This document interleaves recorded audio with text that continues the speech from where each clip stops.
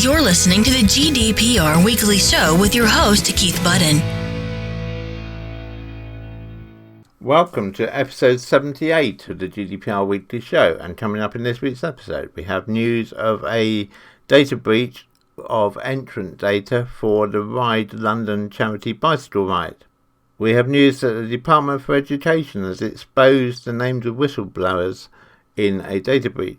In a follow-up to previous articles that we've had about the data breach at Equifax, we now have news that the US authorities have brought charges against a number of Chinese hackers in relation to the Equifax data breach. The cosmetics company Estee Lauder has suffered a huge data breach this week, and we have details of that for you. We then have one of our articles that we run from time to time looking at different issues about GDPR, and this one's looking at how independent does your DPO, your data protection officer, need to be when they're working on GDPR for your organisation. We then look at credential stuffing and good password policies. We then have news that Facebook's stupid arrow has been blunted by the Irish Data Protection Commission this week. And finally, for this week, we look at applying GDPR best practice in relation to human resources and in relation to HR. So, a good mix of articles for you this week. I do hope you find something there that's useful and informative to you. And as always, we always welcome your feedback on the programme. If you have any feedback, please send it to us at podcast@insurity.co.uk. We do read every single email that you send in to us. Unfortunately, we don't have time to reply to them all, but we do read every one, and wherever possible, we look to implement your suggestions into future editions of the GDPR Weekly Show. And with that in mind, if you'd like to be interviewed on a future edition of the GDPR Weekly Show, or indeed you'd like us to advertise your product or service, provided it's GDPR related, of course, on the GDPR Weekly Show, then please get in touch with us. Please drop us an email to podcast@insurity.co.uk, and one of our team will get back to you just as soon as we can. Check us out on Facebook. So we begin this week with news of a data breach at the RideLondon cycling event. Organisers of the RideLondon cycling event say they are urgently looking into a data breach involving potential participants' personal details. Organisers believe that less than 2,100 people have been affected by the issue, which saw entrants receive other people's ballot results. The event, due to be held in August, is open to 80,000 applications, and last year 28,032 riders completed it. London and Surrey Cycling Partnership, the group behind the RideLondon event, have apologised for the error. RideLondon, which claims to be the world's greatest festival of cycling, is a 100-mile closed road event which takes place in the streets of the capital and travels through Surrey. This year's event is due to take place on the 16th of August. It's normally oversubscribed, so a ballot system is used to select the potential riders. The mix-up over data this year means that some potential riders are still unclear whether they have actually won a place in the ride or not. London and Surrey Cycling Partnership Chief Executive Nick Beatle said the company was working to establish how many people have been affected, but it believed it to be less than 3% of the total of more than 70,000 people who'd entered this year's ballot.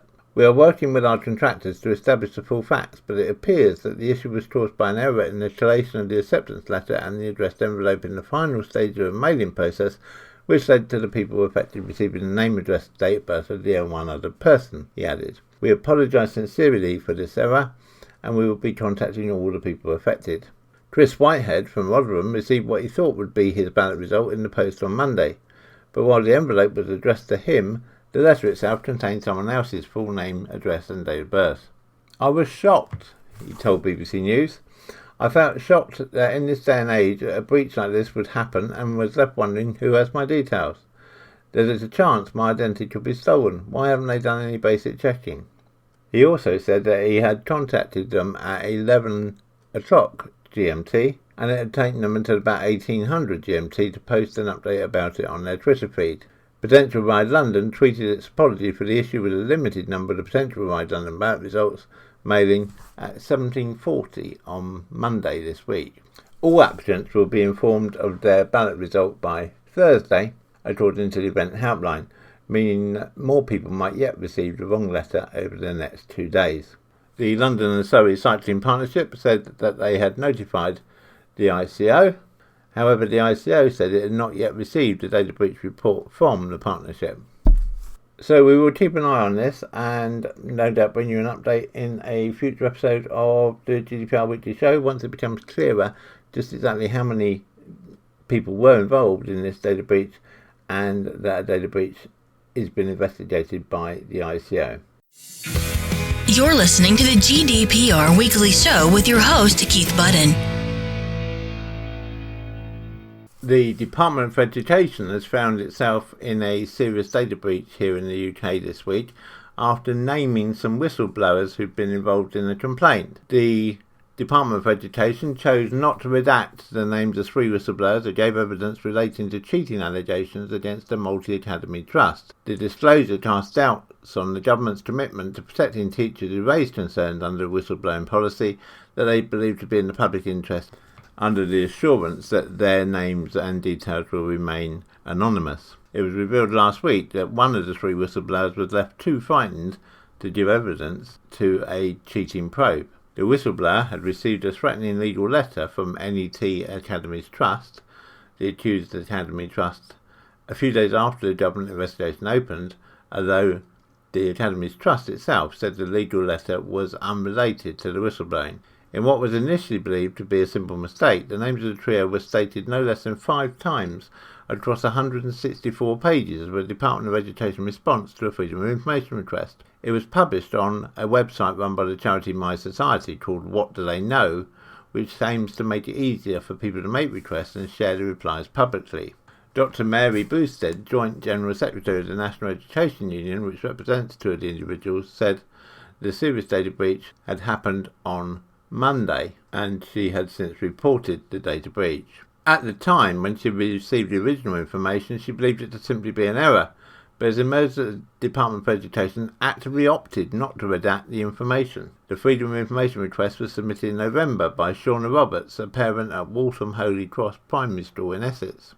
Shauna Roberts sought all information held by the department relating to investigations at the NET Academies Trust, which had recently been given the go-ahead to take over Waltham Holy Cross Primary School. NET Academies Trust, while supporting the primary school, was accused of encouraging staff to over-scaffold support in key stages 1 and 2, writing by using post-it notes to guide pupils. The conversion was delayed while the government investigated the cheating allegations, but the probe found they were unsubstantiated. The Department of Education said the names of the 3 individuals were not redacted from the Freedom of Information response because the requester was already aware of their identity and had shared their names via her solicitors with a number of other organisations, including NET Academies Trust, as part of her legal claim. They then claimed the Freedom of Information response was only shared with the requester and the department did not publish the information online. But a spokesperson for My Society challenged the latter statement, adding that the department has had 4,525 requests since the site was launched 11 years ago, so they should be well aware that when a request is made through What Do They Know, the response is automatically published online. It is understood that the What Do They Know site has temporarily hidden the Freedom of Information response from public view while it makes further inquiries. Liz Gardner, the acting chief executive of the whistleblowing charity project, called for reforms to better safeguard whistleblowers. She said, if an employer divulges their name and they suffer as a result, they may bring a detriment claim at tribunal. But if someone other than an employer, such as the Department of Education, reveals their name, there's little recourse. She said people are less likely to speak out if it puts them in the line of fire. Confidentiality should be a shield for whistleblowers. Removing that shield endangers them and sends a poor message to others who might consider coming forward in the future. We've not yet received a response to our request for a statement from the Department of Education on this, but if we do receive a statement, we will of course bring it to you in a future episode of the GDPR Weekly Show. You're listening to the GDPR Weekly Show with your host, Keith Budden. If you're a regular listener to the GDPR Weekly Show, then you may remember that back in episode 7 and episode 15 of the GDPR Weekly Show, we spent some time discussing the major data breach at Equifax. If you've not been a listener that long and you'd like to catch up on those episodes, Just a reminder that you can find all the episodes on our website at https://www.insurety.co.uk/podcast. Insurety is ENSURETY. This week has seen an update on the Equifax data breach in that US prosecutors have charged 4 Chinese military hackers over the cyber attack at Equifax, which resulted in a data breach involving more than 147 million credit reports. The indictment was announced Monday this week against Wu Ziyong, Wang Yan, Zhu Qi, and Li. Apologies if I'm not pronouncing those correctly. The US Justice Department said the 4 were working for the Chinese People's Liberation Army. The Chinese hackers are said to be part of the APT-10 group, a notorious Beijing-backed hacking group that was previously blamed for hacking into dozens of major US companies and government systems, including HPE, IBM, and NASA's Jet Propulsion Laboratory.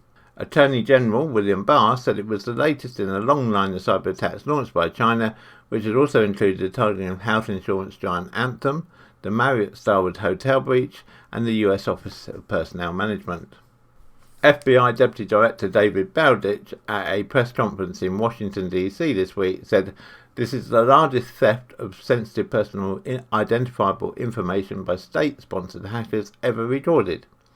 Today, we hold the Chinese military hackers accountable for their criminal actions, and we remind the Chinese government that we have the capability to find the hackers that nation repeatedly deploys against us.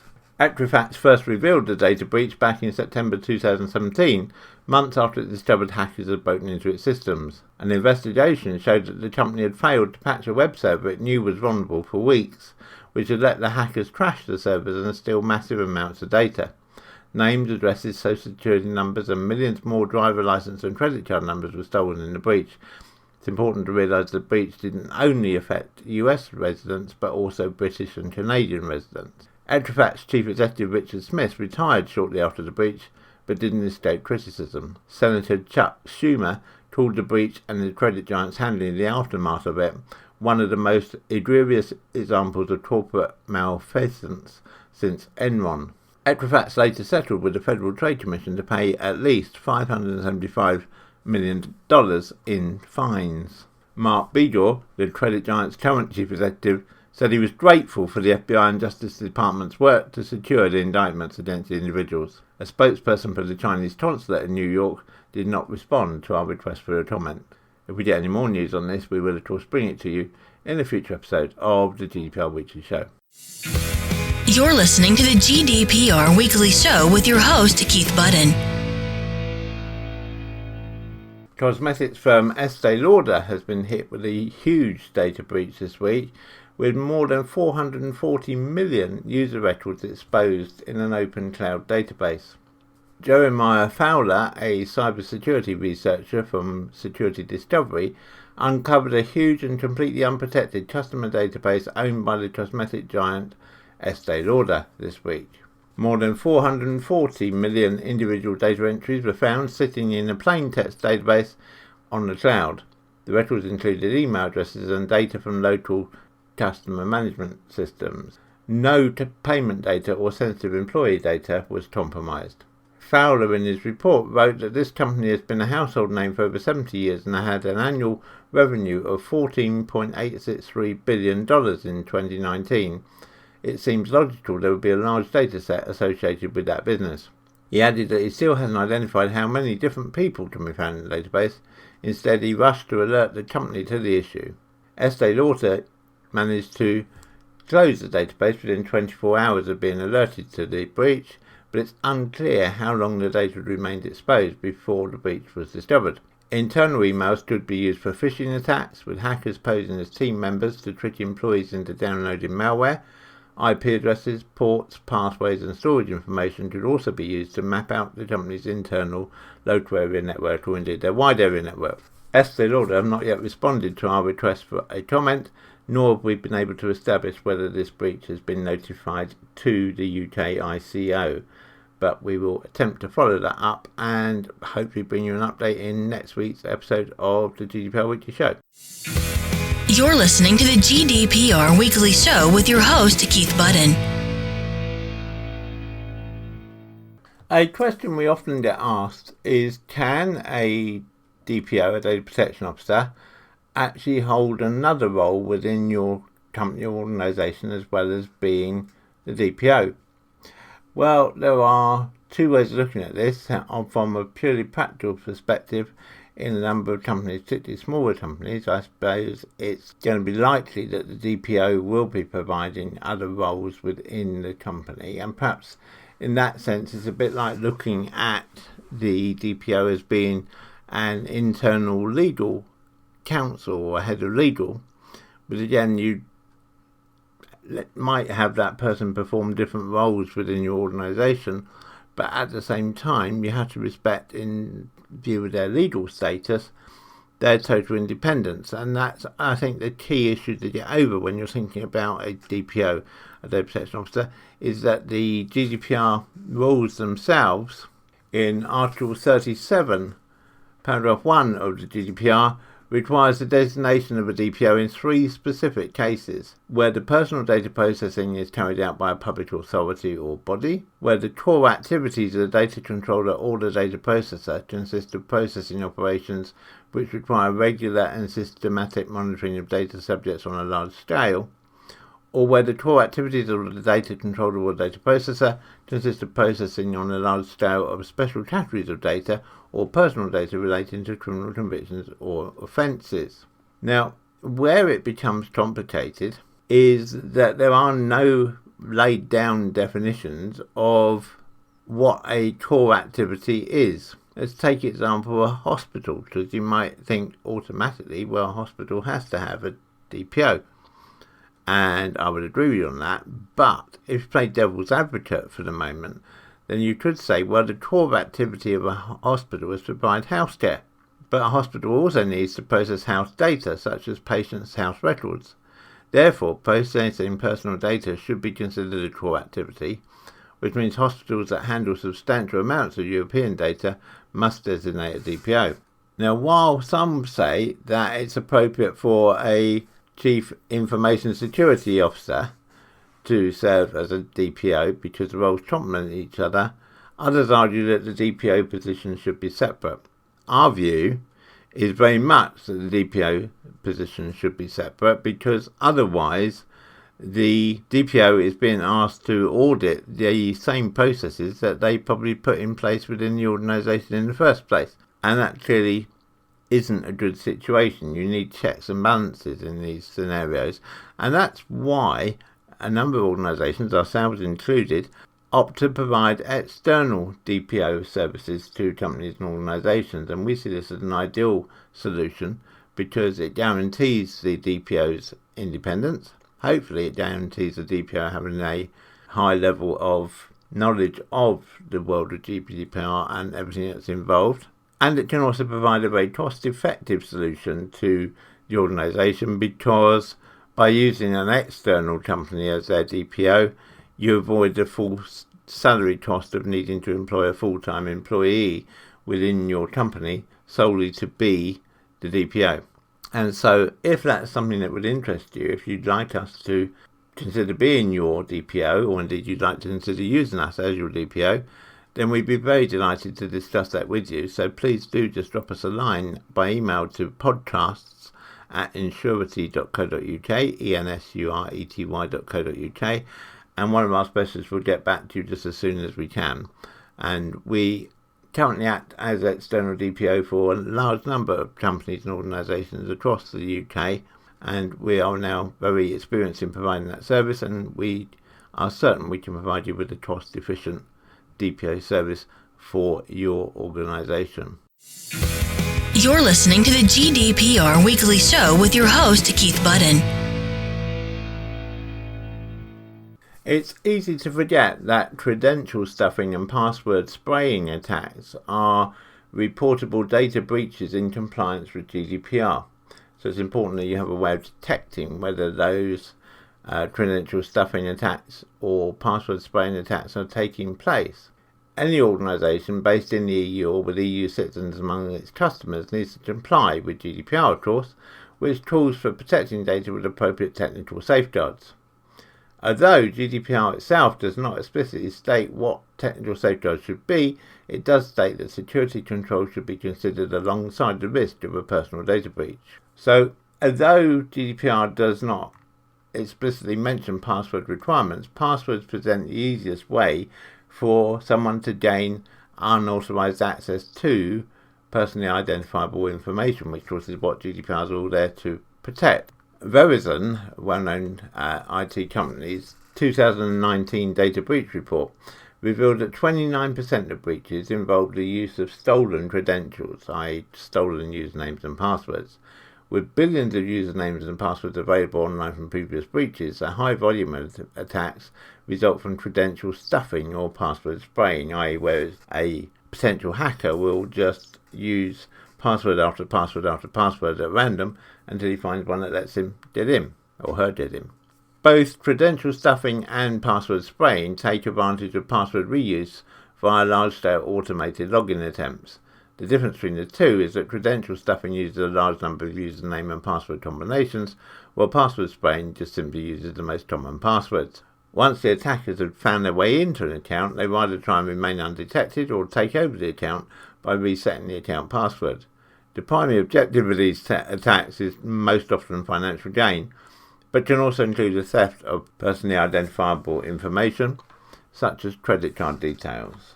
Now, given that these attacks do not themselves use hacking techniques, there has been some debate amongst GDPR practitioners as to whether they should actually be considered a reportable breach.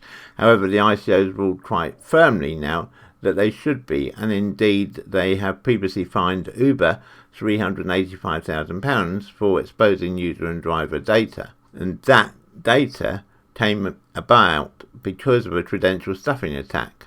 The ICO pointed out that GDPR, a data breach, is defined as a breach of security leading to the accidental or unlawful destruction, loss, alteration, unauthorized disclosure of, or access to personal data transmitted, stored, or otherwise processed. So to help with this, the ICO has now issued some guidance into what requirements an organisation should set for its user passwords. And there are 3 general requirements for any password system that you'll need to consider. The first is password length, and the recommendation from the ICO is that you should set a suitable minimum password length, which it says should be no less than 10 characters, but not a maximum length. Obviously, the password should be hashed when it's stored, and if you're correctly hashing your passwords, then the output should be the same length for every password, and therefore the only limit to password length should be the way your website is coded. If you absolutely must set a maximum length due to the limitation of your website code, then tell users what it is before they try to enter their password. Now, personally, we find a 10-character limit minimum quite interesting here, because for a number of years it's been considered that 8 characters was a suitable length for a password, minimum length, and now it's 10. So we go with the ICO's guidance on that, of course. The second requirement which the ICO says a password should have is that it should contain special characters. And so, a special character is any character that's not alphanumeric. So it might be an exclamation mark, might be an @ sign, might be a quotation sign. Any character that's not a character in the range A to Z or 1 to 0. And the third suggestion from the ICO is that you should have password blacklisting. So you don't allow your users to use a common weak password, nor do you allow them to reuse the same password time after time. So it's suggesting that when a user enters the password they want to use, you screen that password against your password blacklist of the most commonly used passwords, which might be just common words or phrases that relate to the service. Might be the word password itself. You'd be surprised how many people set their password to password. Or it might be phrases that are current in the news at the moment, which you think actually people are likely to realise that could be what people use as their password. Explain to users that this is what you're doing and why their password will be rejected if they use something like that. But other than that, try not to set any restrictions on how users should create a password. If you can, it's a good idea to properly set up and configure a password strength meter so that you can visually display to the user how strong their password is. Finally, remind your users that they should not reuse passwords from other sites. In most circumstances, you should not have any idea what your users' passwords are. However, some companies will actively track compromised credentials that are traded on the dark web and will check these credentials against the hashes they hold on their system to see if there's a match. If you decide that this is something you want to do, you need to carefully consider the potential legal implications of obtaining such a list, and you will need to explain very clearly how you use that data to your users. The other issue that's always been a matter of discussion is when passwords should expire. How long should you let a user keep a password for? And the ICO is actually saying is that you should only set password expirations if they are absolutely necessary for your particular circumstances. They point out the regular expiry often causes people to change just a single strong password for a series of weak passwords. As a general rule, therefore, getting your users to create a strong initial password and only changing them for pressing reasons, such as a personal data breach. When you deploy a password reset process, you should ensure that the process itself is secure. Do not send passwords over email, even if they're temporary. Use one-time links and ensure that you do not leak the credentials in any referral headers.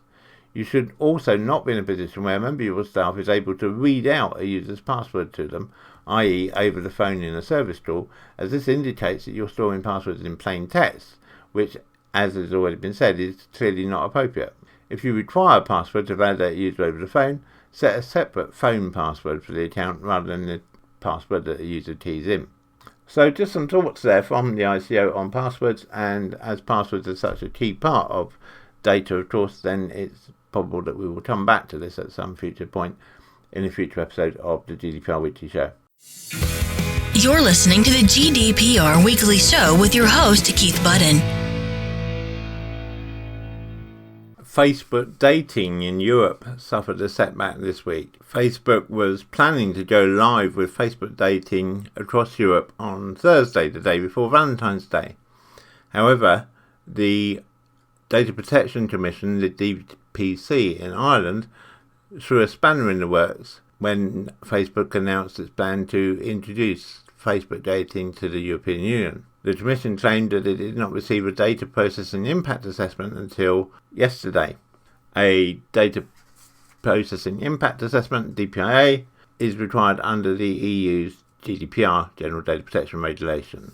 After inspectors from the Irish Data Protection Commission visited Facebook's Dublin European headquarters last week, the company decided to put its plans on hold indefinitely. It notified Irish officials on Wednesday of the cancellation of the rollout of Facebook dating in Europe. In a statement, Facebook said it wanted to be sure it was in compliance with GDPR. A spokesman for Facebook said, "We are taking a bit more time to make sure the product is ready for the European market. We have worked carefully to create strong privacy safeguards and have shared this information with the Irish Data Protection Commission ahead of the European rollout." The spokesperson also said that the company had completed and submitted the DPIA. According to the Deputy Commissioner in Ireland, Graham Doyle, this paperwork was requested last week. Facebook turned the assessment in only a day before the intended launch, which was not enough time for the Data Protection Commission to review the document. "We were very concerned that this was the first that we'd heard from Facebook Ireland about this new feature, considering it was their intention to roll it out 24 hours later," said Doyle. Facebook initially announced plans for the dating service way back in its 2018 developer conference. Facebook dating launched last year in the US. People have also been finding love online in 19 other countries using Facebook dating, including Brazil, Canada, Mexico, and Thailand. You're listening to the GDPR Weekly Show with your host, Keith Budden.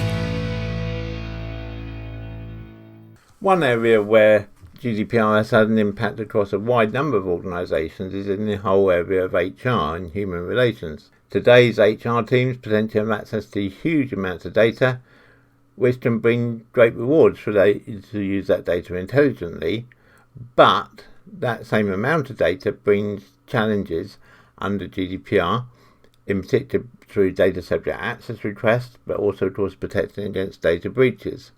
What's interesting about GDPR is the way it cracks down on companies that take a laissez-faire approach to data privacy. Companies that fail to properly protect employees' personal data or are found to be misusing employees' personal data can face stiff fines. As you know, the potential penalties under GDPR can be anything up to 20 million euros or 4% of the annual worldwide turnover of the organisation, whichever is the greater.